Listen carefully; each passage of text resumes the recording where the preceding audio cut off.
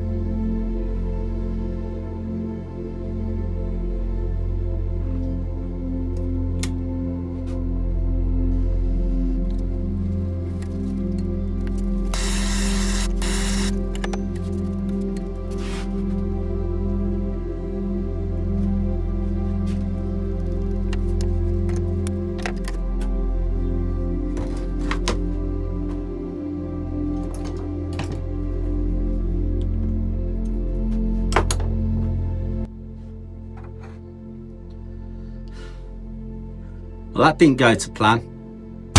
And this is exactly why I wrote the beginner's guide to sandcasting silver. Here's the truth, most beginners waste silver before they even get a decent pour. Crucibles crack, moulds can collapse, and silver can get ruined. I know because I've been there, And hundreds, if not thousands of ounces later, I know what works and what doesn't. So instead of burning through silver like this, grab my step-by-step guide. It's the exact system I use today to make my silver art.